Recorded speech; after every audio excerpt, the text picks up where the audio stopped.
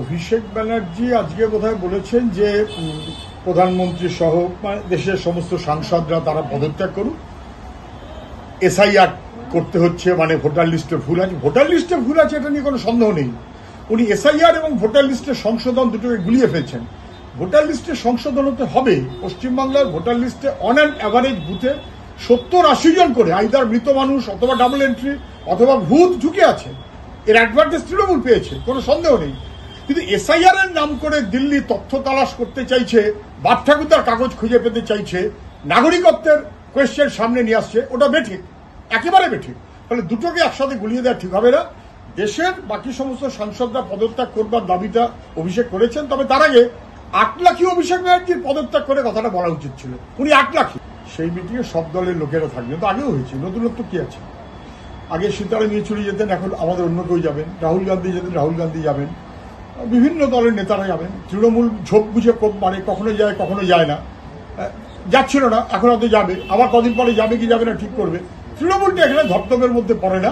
ওরা দুদিকেই আছেন, বিজেপির সঙ্গে সেটিংও আছে, আর বিজেপির সঙ্গে সেটিং এর অংশ হিসেবেই বিজেপি বিরোধী শক্তির মধ্যে উনি মাঝে মধ্যে থাকতে চান, যাতে তাকে এদিক ওদিক করে দেওয়া যায়।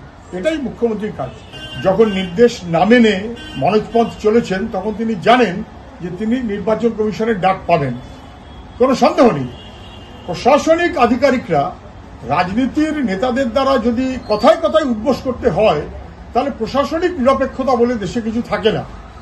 আমি বিশ্বাস করি আইনানুগ বিবেচনায় নির্বাচন কমিশনই হোক আর চিফ সেক্রেটারি হোক, তারা নিশ্চয়ই চলবেন এবং চলা উচিত। তবে উনি জেনে শুনেই অর্ডার দিয়েছেন যাতে ওকে দিল্লি থেকে ডেকে পাঠান। মুখ্যমন্ত্রী যা করেন নিজে, অন্য কেউ বললে তার ঠিক উল্টোটা করেন।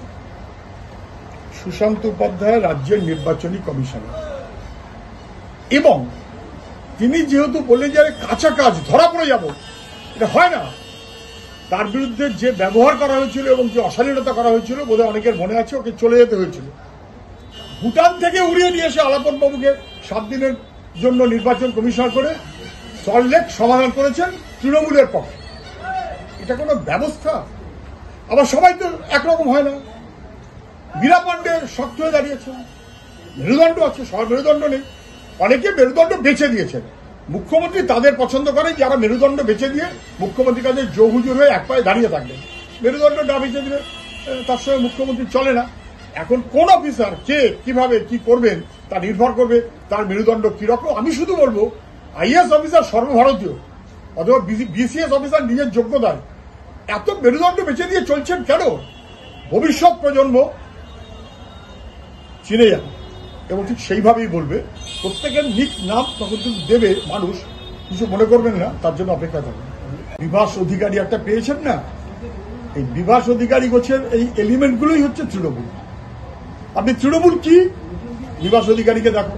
বিভাস অধিকারী তৃণমূলের ব্লক নেতা, অতএব কলেজের পর কলেজের সম্পত্তি তার, প্রচুর কলেজের মালিক, এবং তারপরে টাকা তোলা, ওই যে চাকরি বিক্রির টাকা, সেই টাকা তোলা, তা থেকে একটা ধরা পড়ে গেল, অতএব একটা বড় মন্দির বানিয়ে ফেললো।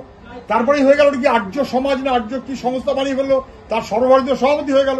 তারপরেই এদিকে ওয়্যারহাউস কর্পোরেশন, তার উনি পদাধিকারী, রাজ্য সরকার তৃণমূল। আবার ওদিকে দিল্লিতে গিয়ে বিজেপি প্রশাসন, সেখানে গিয়ে ভুয়ো থানা। ফলে দিল্লির অথবা বিজেপি শাসিত রাজ্যেরও সমান আগ্রহ বিভাস অধিকারীকে নিয়ে, নিজের লোক। তৃণমূলেরও সমান আগ্রহ নিজের লোক, কারণ টাকা তুলে দেয়, এবং তারপরে আবার ওয়্যারহাউস কর্পোরেশনের কিসব ডিরেক্টর ফিরেক্টর কিসব হয়। এই এলিমেন্টগুলোই হচ্ছে তৃণমূল। সকালে একরকম, বিকেলে একরকম। অসুবিধা হলেই মন্দির এবং আর্য সমাজ, আসলে পিছনে পিছনে বেআইনি সম্পদ। বিভাস অধিকারীরা তৃণমূলের আসল সম্পদ। স্পষ্ট অভিযোগের ভিত্তিতে আইডি পাসওয়ার্ড শেয়ার করা হয়েছে, যেটা করতে পারে না। ডব্লিউবিসিএস অফিসার এবং বাকি কয়েকজনের বিরুদ্ধে শাস্তিমূলক ব্যবস্থা নেবার নির্দেশ দিয়েছে মুখ্য নির্বাচনী আমাদের মুখ্য সচিবকে। মুখ্য সচিবের তো মাথার উপরে মুখ্যমন্ত্রী, তিনি বলেছেন না, হবে না। এবার মুখ্য সচিব ওর কথা রাখবে না এর কথা রাখবে। মুখ্য সচিব সে কাজ করেননি।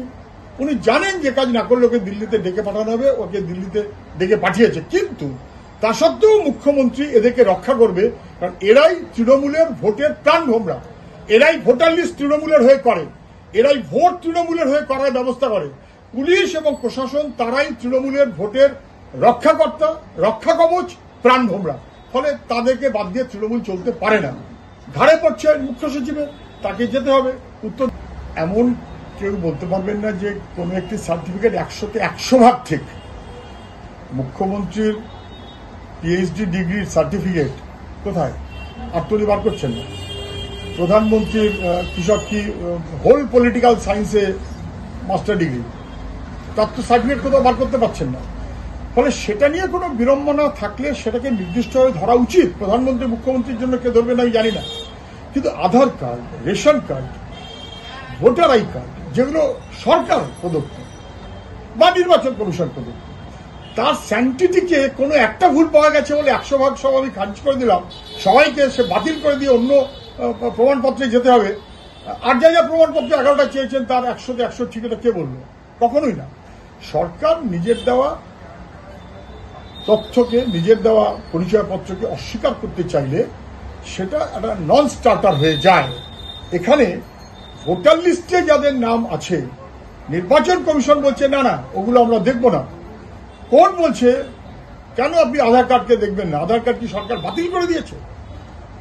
এক্ষেত্রে কোর্টের বিবেচনাটাকে গ্রহণ করা উচিত। নির্বাচন কমিশন করছেন না এবং সেই কারণেই বোঝা যাচ্ছে যে নির্বাচন কমিশন বিজেপির মনোভাব অনুযায়ী একটা বেঠিক বেআইনি কাজের অংশীদার হয়ে যাচ্ছে।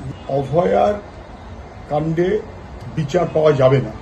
অভয়ার মা দরজায় দরজায় ঘুরে বেড়ালেও রাজ্য সরকার তো দেবেই না, সিবিআইও দেবে না, স্বরাষ্ট্রমন্ত্রীও দেখা করবে না। ভেতরে ভেতরে সব ব্যবস্থা আছে। তারপর তিনি আক্রান্ত হবেন। যারা তাকে নিয়ে গেল তারা তাকে রক্ষা করতে পারল না, আক্রান্ত হলেন। আক্রান্ত হওয়ার পর হাসপাতালে যাবেন, ভর্তি হবেন না, থানায় যাবেন, এফআইআর নেবে না, এ থানা থেকে ও থানা, ও থানা থেকে সে থানায় ঘুরে বেড়াবেন। শেষমেশ পুলিশ কমিশনারের কথায় জিডি নিয়েছে নিউ মার্কেট থানা। মুখ্যমন্ত্রী বলেছিলেন না আমার সব নজরে থাকে, আসলে মুখ্যমন্ত্রী রাজি না যাতে ওর এফআইআর নেওয়া হয়, এতে মুখ্যমন্ত্রী রাজি না।